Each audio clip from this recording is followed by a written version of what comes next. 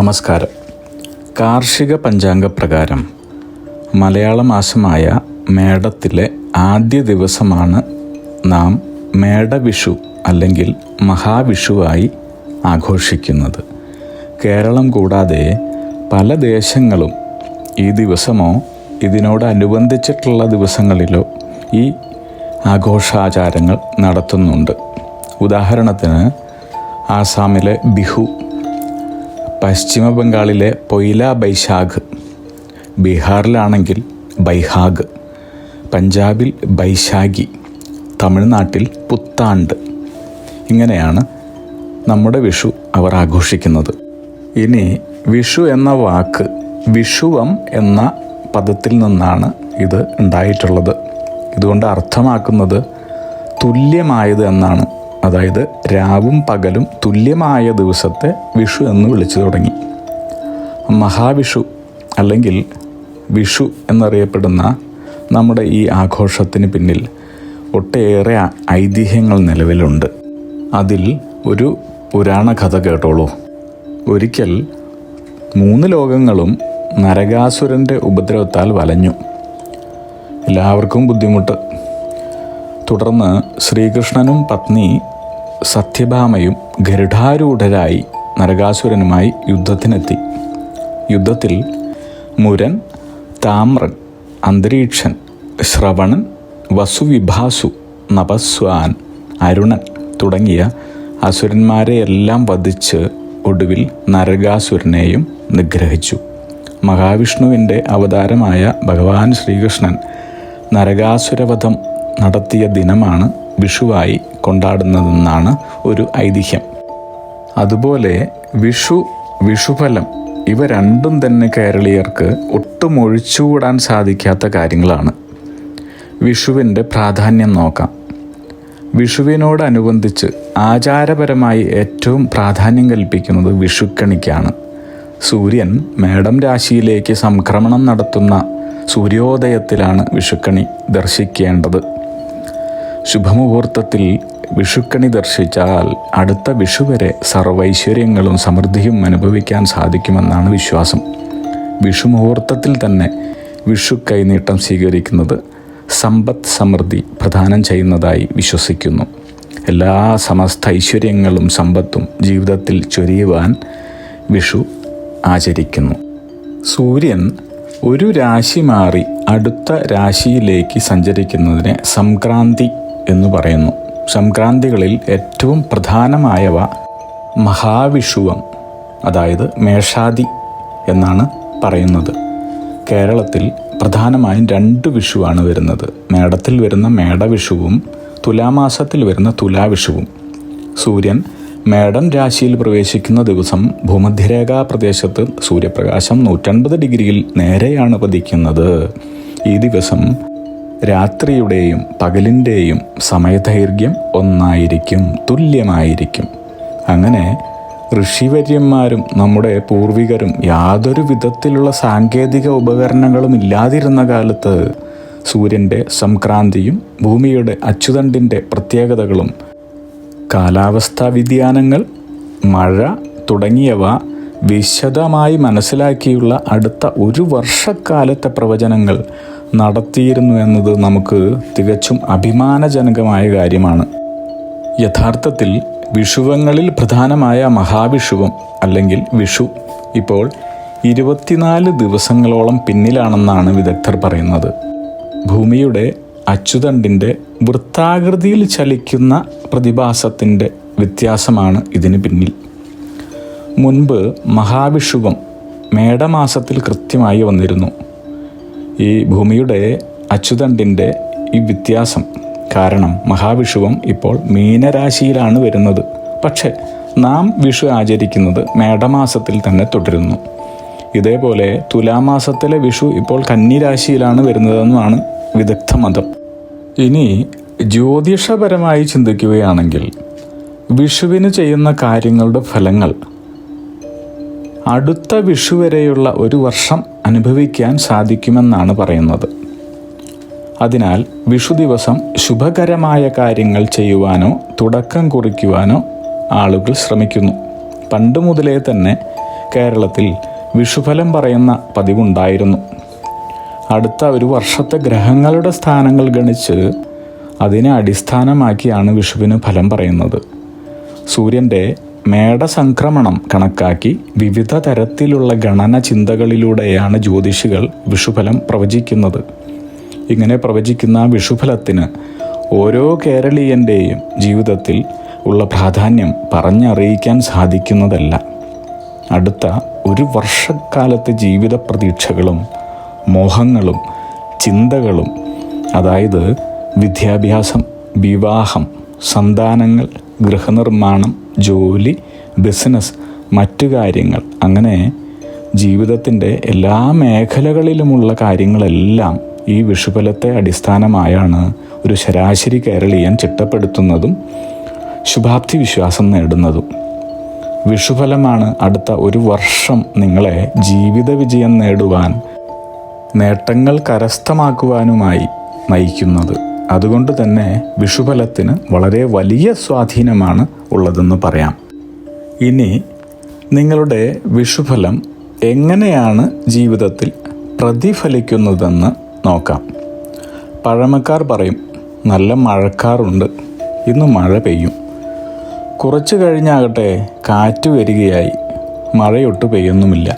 അപ്പോൾ അവർ പറയും, കാറ്റ് വന്നു, മഴയെ കൊണ്ടുപോയി. അതായത് എവിടെ നിന്നോ ഇങ്ങോട്ട് മഴ കൊണ്ടുവന്നത് കാറ്റാണ്, ആ കാറ്റ് തന്നെ മഴ എങ്ങോട്ടോ കൊണ്ടുപോയി എന്ന്. ഇതുപോലെ തന്നെയാണ് വിഷുഫലത്തിൻ്റെ കാര്യവും. നല്ല മഴക്കാറുണ്ട്, മഴ പെയ്യും, എന്നാൽ കാറ്റ് അനുകൂലമാകണം. എന്താണ് ആ കാറ്റിനെ അനുകൂലമാക്കുന്ന കാര്യങ്ങൾ എന്ന് നമുക്ക് നോക്കാം. ഹൈന്ദവ വിശ്വാസമനുസരിച്ച് നമുക്ക് നമ്മുടെ സൽക്കർമ്മ ഫലങ്ങൾ, ഭാഗ്യം, ഐശ്വര്യ, സമ്പദ് സമൃദ്ധി ഇത്യാദികൾ യഥാസമയം അനുഭവിക്കുവാൻ സാധിക്കണമെങ്കിൽ, അല്ലെങ്കിൽ നമുക്ക് അതെല്ലാം അനുഭവിക്കുവാനുള്ള അർഹത കൈവരണമെങ്കിൽ ഈശ്വരാനുകൂലം ഉണ്ടാവണം. ഇനി ഈശ്വരാനുകൂലം അനുഭവിക്കണമെങ്കിലോ പിതൃദോഷങ്ങൾ, ഗ്രഹ രാശി നക്ഷത്ര ദോഷങ്ങൾ, കുടുംബ ധർമ്മ ദൈവങ്ങളുമായി ബന്ധപ്പെട്ട ദോഷങ്ങൾ, ഭൂമി ഗ്രഹദോഷങ്ങൾ എന്നിവ പാടുള്ളതല്ല. അപ്പോൾ ഈ പറഞ്ഞ ദോഷങ്ങളൊന്നും തന്നെ ബാധിക്കാതെ ശ്രദ്ധിച്ചു ജീവിക്കുന്നവർക്കാണ് തങ്ങൾക്ക് അർഹമായ എല്ലാ ഗുണബലാനുഭവങ്ങളും വിഷുഫലത്തിലൂടെ യഥാസമയത്തു തന്നെ കൈവരുന്നത്. അതുകൊണ്ട് വിഷുഫലം നമുക്ക് യഥാസമയം തന്നെ അനുഭവയോഗ്യമാകുവാനും അതുകൊണ്ട് ജീവിതത്തിൽ പ്രയോജനമുണ്ടാകുവാനുമായി ചില കാര്യങ്ങൾ ശ്രദ്ധിക്കേണ്ടതുണ്ട്, ചെയ്യേണ്ടതുണ്ട്. ഇങ്ങനെ വളരെ ജാഗ്രതയോടെയുള്ള കാര്യഫല സിദ്ധിപ്രാപ്ത മാർഗങ്ങളാൽ ആണ് നിങ്ങൾക്ക് പ്രവചിച്ചിട്ടുള്ള വിഷുഫലങ്ങൾ പ്രാപ്തമായി വരുന്നതെന്ന് പറയാം. നേരത്തെ പറഞ്ഞതുപോലെയുള്ള ഗ്രഹരാശി നക്ഷത്ര ദോഷങ്ങൾ, കുടുംബധർമ്മ ദൈവഗണങ്ങളുമായി ബന്ധപ്പെട്ട ദോഷങ്ങൾ, ഭൂമി ഗൃഹദോഷങ്ങൾ എന്നിവ ഒരു ജ്യോതിഷിയെ സമീപിച്ച് കണ്ടുപിടിച്ച് വേണ്ടുന്നത് ചെയ്യാവുന്നതാണ്. അതുകൊണ്ട് തന്നെ അവയൊഴികെ നിങ്ങൾ ചെയ്യേണ്ടുന്ന കാര്യങ്ങളാണ് ഇവിടെ പറയുന്നത്. ഈ കാര്യങ്ങൾ ചിട്ടയോടെ യഥാസമയത്ത്, അതായത് മേടമാസം കഴിയുന്നതിന് മുൻപ് തന്നെ ചെയ്ത് പൂർത്തിയാക്കുന്നവർക്ക് തങ്ങളുടെ വിഷുഫലത്തിലെ കാര്യങ്ങൾ അതേ പ്രകാരത്തിലൂടെ സിദ്ധിക്കുന്നത് സുനിശ്ചയം അനുഭവമതം. തങ്ങളുടെ ജന്മനക്ഷത്ര ക്ഷേത്രങ്ങൾ സന്ദർശിക്കുന്നത് ഏറ്റവും പുണ്യകരമായ പ്രവൃത്തികളിലൊന്നാണ്. ഓരോ ജന്മത്തിനും ഓരോ നക്ഷത്രങ്ങളുണ്ട്. ഓരോ നക്ഷത്രങ്ങൾക്കും ഓരോ ദേവതകളും. ആ ദേവതകളെ മനസ്സിലാക്കി അതാത് നക്ഷത്രങ്ങൾക്കുള്ള ക്ഷേത്രങ്ങളിൽ പോയി പ്രാർത്ഥിച്ചാൽ ജീവിത വിജയവും ഐശ്വര്യവും നിശ്ചയമാണ്. ഓരോ നക്ഷത്രങ്ങൾക്കും ദോഷങ്ങൾ മാറി ഫലം പൂർണ്ണമായും ലഭിക്കുവാൻ ജന്മനക്ഷത്രത്തിനനുസരിച്ചുള്ള ക്ഷേത്രങ്ങൾ തന്നെ സന്ദർശിക്കേണ്ടതുണ്ട്. ഉത്രട്ടാതി നക്ഷത്രം എത്ര വലിയ പ്രതികൂല സാഹചര്യത്തിലും ആത്മസംയമനവും സമചിത്തതയും കൈവിടാത്തവരാണ് ഉത്രട്ടാതി നക്ഷത്രജാതർ. മറ്റുള്ളവരോട് അധികം അടുപ്പം കാണിക്കാത്ത സ്വഭാവ വിശേഷമുള്ളവരാണ് ഇവർ. ചെയ്യേണ്ടുന്ന കാര്യങ്ങൾ: 1. ഉത്രട്ടാതി നക്ഷത്രക്കാരുടെ രാശിനാഥൻ വ്യാഴമാകയാൽ വിഷ്ണുവിനെ നിത്യേന ഭജിക്കുക. 2. സൂര്യൻ, കുജൻ, കേതു ദശാകാലങ്ങളിൽ ഉത്രട്ടാതി നക്ഷത്രജാതർ തങ്ങളുടെ ജന്മനക്ഷത്രം തോറും ശാസ്താവിന് നീരാഞ്ജനം, മഹാവിഷ്ണുവിന് പാൽപായസം എന്നിവ നടത്തുക. കൂടാതെ പൂയം, ഉത്രട്ടാതി, അനിഴം നാളുകളിലും മഹാവിഷ്ണു ക്ഷേത്ര ദർശനം നടത്തി സാധ്യമായ വഴിപാടുകൾ കഴിക്കുക. 4. ഗണപതി ക്ഷേത്രം സന്ദർശിച്ച് മുക്കുറ്റി കൊണ്ട് പുഷ്പാഞ്ജലി സമർപ്പിക്കുക. 5. തമിഴ്നാട്ടിലെ പുതുക്കോട്ടയിലെ ശ്രീ സഹസ്ര ലക്ഷ്മീശ്വർ ക്ഷേത്രമാണ് ഉത്രട്ടാതി നക്ഷത്രക്കാരുടെ ജന്മനക്ഷത്ര ക്ഷേത്രം. സ്വയംഭൂമൂർത്തിയെ പ്രതിഷ്ഠിച്ചിരിക്കുന്ന ഈ ക്ഷേത്രം സന്ദർശിച്ച് സാധ്യമായ വഴിപാടുകൾ നടത്തുക. അഗ്നിദേവനും സൂര്യനും പ്രത്യേക ആരാധനകൾ ഇവിടെ നടത്തുന്നുമുണ്ട്. ഇത് ബുദ്ധിമുട്ടുള്ളവർ വൈക്കം മഹാദേവ ക്ഷേത്രം സന്ദർശിച്ച് സാധ്യമായ വഴിപാടുകൾ നടത്തുക.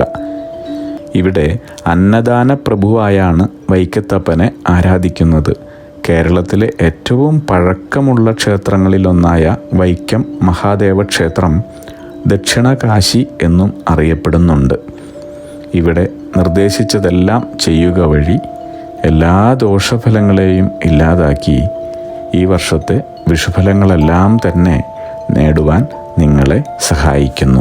അഗ്നിഹോത്രികളുടെ ജീവിത നിയോഗ പ്രവചനങ്ങളിലൂടെ നിങ്ങളുടെ കർമ്മദോഷങ്ങൾ നീക്കുന്നതിനും ജീവിത വിജയം നേടുന്നതിനുമായി ഞങ്ങളുടെ ബിസിനസ് വാട്സപ്പ് നമ്പറിലോ മെയിലിലോ ബന്ധപ്പെടുക.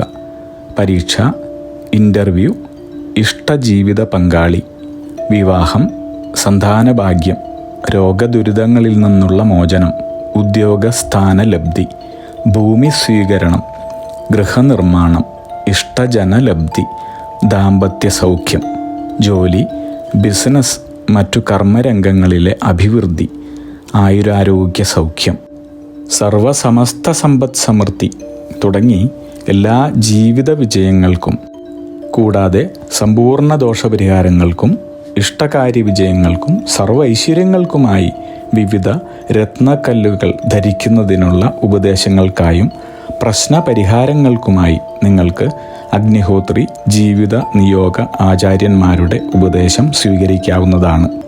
ഒരു കാര്യം പ്രത്യേകം ഓർക്കുക, നേരിട്ടുള്ള private consultation, online phone consultation എന്നിവയ്ക്ക് വാട്സപ്പിലൂടെയോ മെയിലിലൂടെയോ ഉള്ള മുൻകൂർ ബുക്കിംഗ് ആവശ്യമാണ്.